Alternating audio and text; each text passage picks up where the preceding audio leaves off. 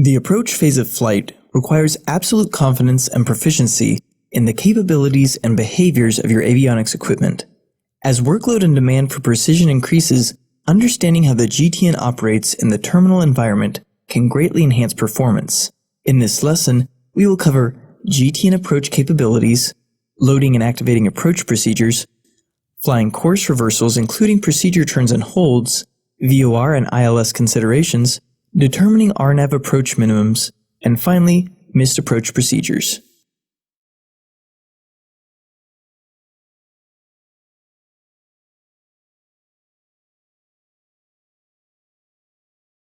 The GTN is capable of providing the pilot primary lateral and vertical guidance for RNAV approaches while also providing additional situational awareness when performing ground-based approaches such as a localizer or VOR approach. The GTN has airworthiness approval for non-precision approach operations, including procedures with and without vertical guidance, including LNAV, LNAV-VNAV, LP, and LPV approaches.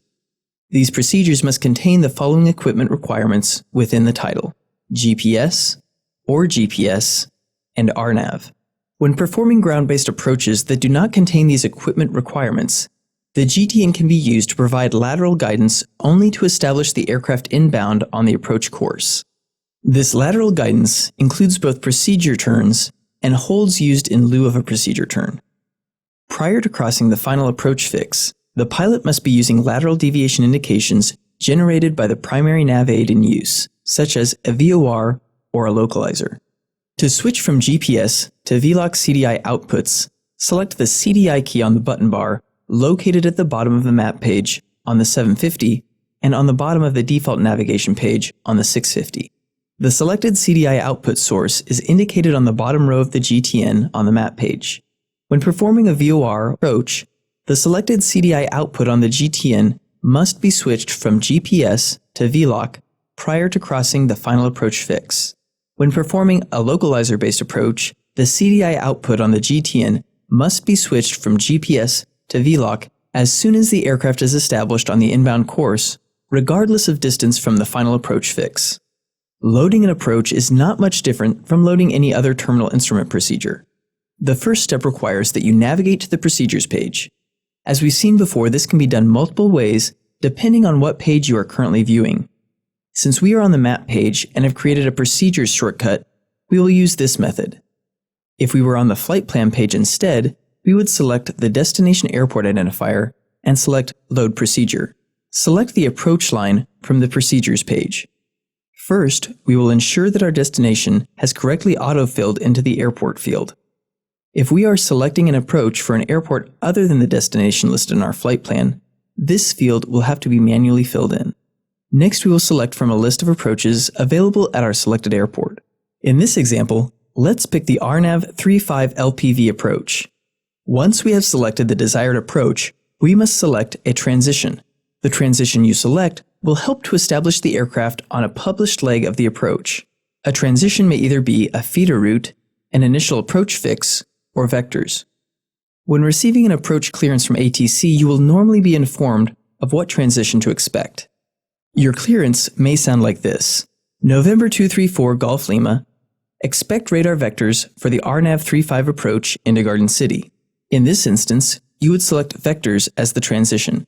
If ATC does not tell you what transition to expect, I suggest selecting the feeder route or initial approach fix that will provide the most expeditious entry onto the approach.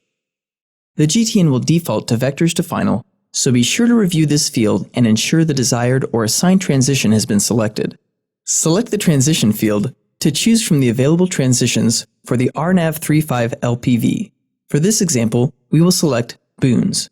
Now that we have our parameters set for the approach, we can either choose to load approach or load approach and activate. Selecting load approach will place the approach after the destination airport in the flight plan. This will not affect the active leg in the flight plan. In this example, we are still actively navigating to Yanuk, and the RNAV 35 approach has been placed after Garden City Regional.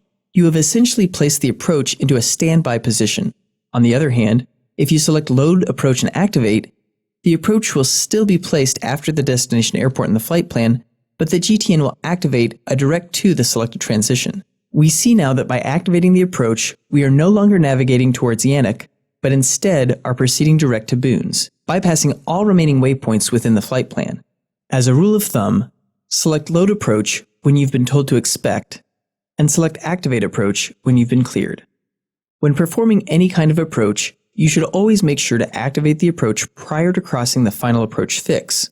Forgetting to activate the approach may lead to incorrect CDI scaling, loss of vertical guidance, and improper waypoint sequencing.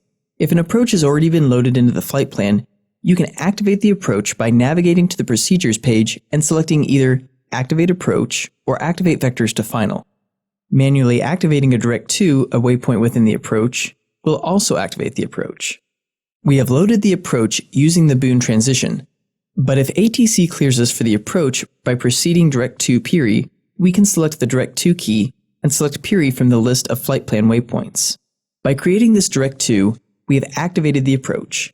Additionally, we have loaded the approach using the Boon's transition, but if ATC clears us for Vectors to Final, we can instantly activate Vectors to Final from the Procedures page without having to reload the approach.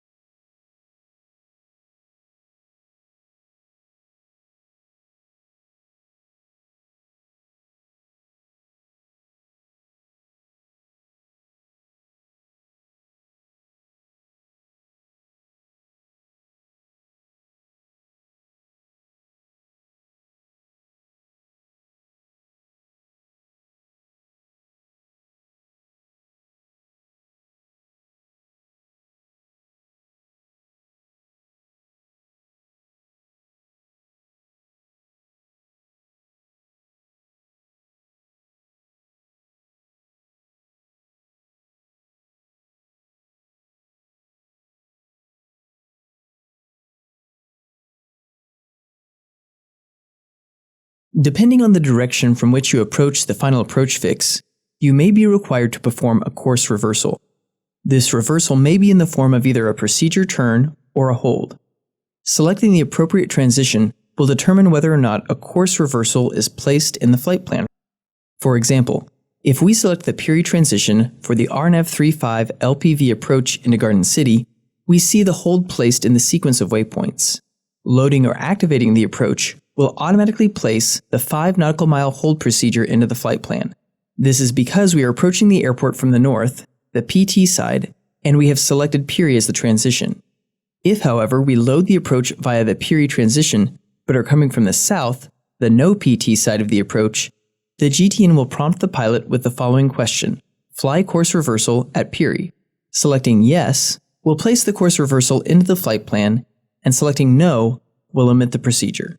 When the course reversal is a holding procedure, such as the one used for the RNAV 35 LPV approach, the GTN will provide guidance through one rotation of the pattern before sequencing to the next waypoint in the approach. In this instance, performing a parallel or teardrop entry counts as a single rotation. If it is necessary to remain in the holding pattern, select the Suspend key to suspend waypoint sequencing.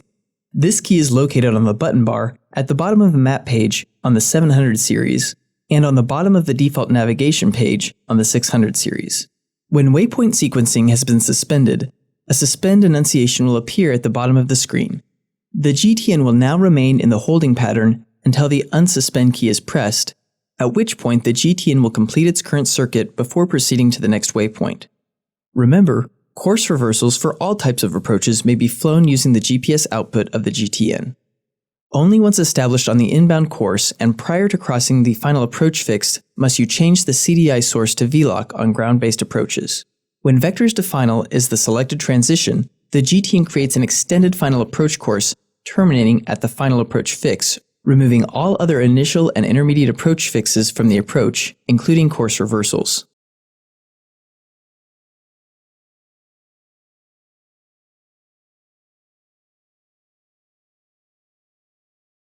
Performing GPS-based approaches is made quite simple when using the GTN. These procedures require no change in the CDI output source selection, as well as very little setup with the navigation radio. Approaches that use VORs and localizers may require additional interaction with the GTN from the pilot. Namely, the pilot is responsible for ensuring the correct nav-aid frequency has been tuned and identified, the proper CDI output source has been selected, and that the correct inbound course has been tuned using the available course pointer. It is important to realize that the GTN will react differently between localizer and VOR-based approaches. When performing a VOR approach, it is the responsibility of the pilot to place the correct VOR frequency in the active nav frequency window at the appropriate time. It is also the responsibility of the pilot to change the CDI output source from GPS to VLOC prior to passing the final approach fix. Let's say that instead of the RNAV35 LPV approach, ATC instructed us to fly the VOR DME35 approach into Garden City via the LACA transition. First, we would want to load the approach into the flight plan. Once we have loaded the approach into the flight plan, the VOR frequency is automatically placed into the standby nav frequency window. Before the approach can be performed, we must load the Garden City VOR frequency into the active nav window. Select the active nav window to transfer frequencies. Verify that the proper enunciation appears above the nav frequency for GCK to positively identify the nav aid. While it is perfectly acceptable to use GPS to navigate along the DME arc and up to the final approach fix, the pilot will have to switch to the CDI output prior to initiating the final approach segment. To do so, select the CDI key on the map or default navigation page. You will notice the CDI output enunciation at the bottom of the page will switch from GPS to VLOC. When performing a localizer-based approach, the GTN will automate some of these actions to assist the pilot. Let's use the ILS-35 approach into Garden City as an example. As soon as we load this approach into the flight plan, the localizer frequency is automatically tuned to the standby nav frequency window. The pilot is only required to transfer this frequency from standby to active and to verify the correct identifier appears above the frequency. In addition, if automatic CDI switching is enabled, the CDI output source will change from GPS to VLOC with no input from the pilot when performing localizer-based approaches, except back-course approaches. This automatic switch of the CDI output will occur as the aircraft initially becomes established on the inbound course. In order for this automatic switch to occur, the following conditions must be met. The localizer-based approach must be activated in the flight plan. The correct localizer frequency is placed in the active nav window. The aircraft is located within 1.2 nautical miles left or right of the inbound course, and the aircraft is anywhere from 2 to 15 nautical miles from the final approach fix. If these conditions are not met, the pilot is responsible for switching the CDI output source. The setting for automatic CDI switching is located under the Systems key on the home page. Select System and then Setup. For automatic CDI switch to occur, ILS CDI capture must be set to Auto Switch. If this feature is not desired, it may be changed to manual selection. It is highly recommended to practice every type of approach several times in VFR conditions, accompanied by a safety pilot prior to attempting these in IMC conditions. This will improve your overall understanding of the GTN capabilities and behaviors.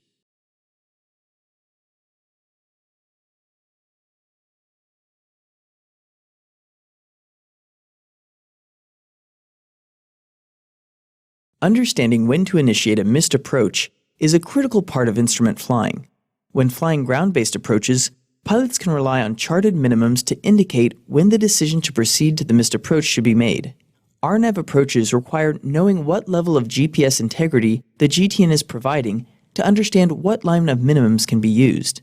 As we know, the GTN is approved for use during LNAV, LNAV-VNAV, LP, and LPV approaches. If we look at an approach plate with these options, we see different minimums for each. Not only do we have different minimums, but we have a combination of both minimum descent altitudes and decision altitudes. LPV and LNAV-VNAV approaches provide a GPS-based glide path which can be followed to a published decision altitude. LP and LNAV approaches provide lateral guidance only, and all charted descents should be followed to the published minimum descent altitude. When performing an RNAV approach, the GTN will indicate to the pilot what level of GPS service can be expected prior to reaching the final approach fix, as well as what level is being provided inside the final approach fix. The first indication you receive is when you load the approach into the flight plan. As we see here, each RNAV approach enunciates, to the right, the lowest set of minimums the pilot can expect when performing that approach. Taking the RNAV 13 LPV approach into Topeka as an example, the chart displays LPV, LNAV VNAV, and LNAV lines of minimums. Based on the LPV enunciation on the GTN, we can expect to descend to LPV minima. Once the aircraft is within 30 nautical miles of the destination airport, the phase of flight enunciation at the bottom of the GTN switches to terminal, and the CDI scale transitions to 1 nautical mile at full-scale deflection. When the final approach fix becomes the active waypoint, this flight enunciation will change to indicate the level of service being provided for the approach. This is your second indication for what minimums to use. This indication may either be LPV, LP, L/VNAV, or LNAV. In this instance, we see LPV. 60 seconds prior to reaching the final approach fix, the GTN will perform system checks to ensure the GPS position integrity is within established limits to complete the approach as it was loaded into the flight plan. If the system is determined to be within these limits, the phase of flight enunciation will not change and the approach may be continued to LPV charted minimums. In the event that the GTN exceeds these limits, the approach will be downgraded to a non-precision approach indicated by LNAV in the phase of flight enunciation. In addition to this change in enunciation, the message icon will begin to blink. An alert, approach downgrade, GPS approach downgraded, use LNAV minima appears on the message page. The approach may be continued, but only to LNAV minima. This message and downgrade may occur any time leading up to the missed approach point. In the rare event the GPS integrity cannot meet LNAV limits, the unit will send a message to the pilot to abort the approach. An alert, abort approach, GPS approach no longer available, will appear on the message page indicated by the blinking message icon. Use these indications and alerts on the GTN to ensure you do not descend below published minimums for RNAV approaches. It is highly recommended to become familiar with each line of minima before crossing the final approach fix. Doing this will prevent unnecessary head down time inside the final approach fix and promotes the concept of a stable approach. If an unexpected downgrade occurs within the final approach fix and you are unfamiliar with what minimums to use, it is suggested to initiate the missed approach procedure and begin the procedure again.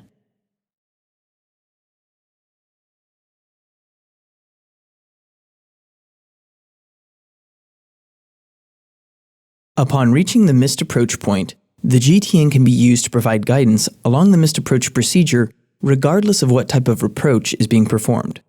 As the aircraft crosses over the missed approach point, two things occur. Waypoint sequencing becomes suspended as indicated by the suspend indication at the bottom of the screen, and a message appears on the GTN screen prompting the pilot to select either Remain Suspended or Activate GPS Missed Approach. Selecting Remain Suspended will indefinitely suspend waypoint sequencing. In the event that it is necessary to perform the missed approach procedure, you should first establish the aircraft in a stable climb, configure the aircraft as described in the aircraft manual, and notify ATC of your intentions. Once these items have been completed, select Activate GPS Missed Approach to resume waypoint sequencing along the first leg of the missed approach procedure and to automatically switch the CDI output source back to GPS when necessary. Many missed approach procedures begin with a leg that terminates at an altitude. Looking at the ILS runway 35 into Garden City Regional as an example, the missed approach procedure instructs the pilot to climb to 4,000 feet, then climbing right, turn to 4,700 feet, direct PEV, and hold. When an altitude source is present, the GTN will recognize reaching 4,000 feet and auto-sequence to the next leg. When there is no altitude source present, the GTN will once again suspend waypoint sequencing after electing to activate the GPS missed approach. At that point, another message appears on the screen. Upon reaching 4,000 feet, the pilot must manually unsuspend waypoint sequencing to proceed to the next leg of the missed approach procedure. If it is desired to activate the missed approach prior to reaching the missed approach point, the Activate GPS Missed Approach key can be located on both the Procedures page and Flight Plan page. On the Flight Plan page, touch the Approach title bar and select Activate Missed Approach. If the missed approach procedure is activated before reaching the missed approach point, the GTN will provide lateral guidance along the final approach segment, and once over the missed approach point, will auto-sequence through the missed approach procedure. Lastly, the GTN will provide lateral guidance, including the entry for holding procedures associated with a missed approach procedure. This capability is very similar to holds used in lieu of a procedure turn on the front side of the approach. One notable difference between how the GTN handles these two holding procedures is that waypoint sequencing automatically suspends once established in the holding procedure on the missed approach. As seen before, the suspend annunciation appears at the bottom of the display. This will keep the aircraft in the hold until further action is taken by the pilot, such as activating a new approach or a direct to your alternate airport.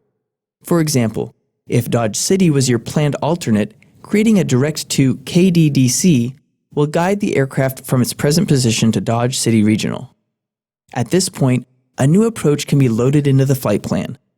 Again, it is highly recommended that all approach types be practiced, including missed approach procedures, under a controlled environment until the pilot is confident in their own skills and familiar with how the GTN will perform. If there is ever a question about approach capabilities regarding your GTN, reference your airplane flight manual supplement or contact Garmin's aviation support team.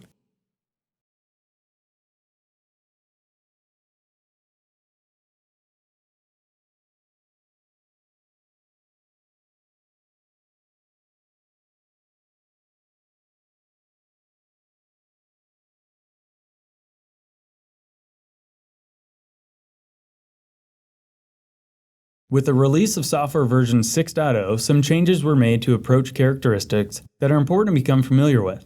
Specifically, the changes relate to what fixes appear in the flight plan when loading an approach via vectors to final, and the ability to load a secondary approach into the flight plan. Let's look at an example of these changes.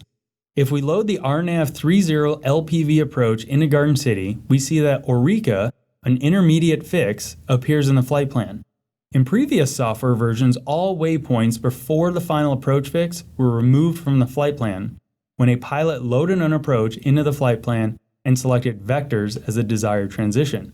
The benefit of this change is that if ATC changes your approach clearance and instructs you to proceed direct to an initial or intermediate fix, you may locate these waypoints within the flight plan, making route changes much simpler.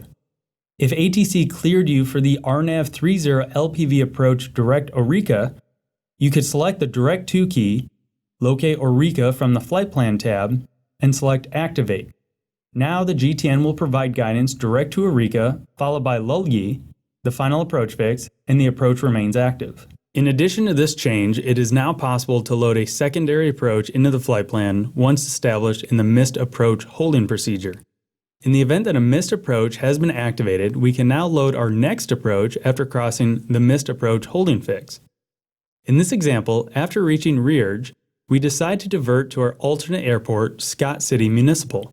We would first insert KTQK into the flight plan after the first approach procedure. Next, we would select the desired or expected approach at our alternate airport. Once the approach and transition has been specified, we can select either Load Approach or Load Approach and Activate. By selecting Load Approach, we place the new approach at the bottom of the flight plan and the GTN remains established in the missed approach procedure at Garden City. At this point, we would wait for further clearance from ATC to exit the holding pattern, such as Proceed Direct Scott Municipal.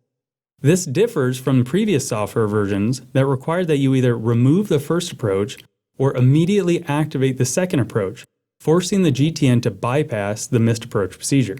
These changes to the GTN will make handling unexpected changes to your approach clearance more manageable, as well as provide ample time to the pilot while preparing for their next approach. Practice using these features is also highly recommended to ensure proper use and enhance proficiency.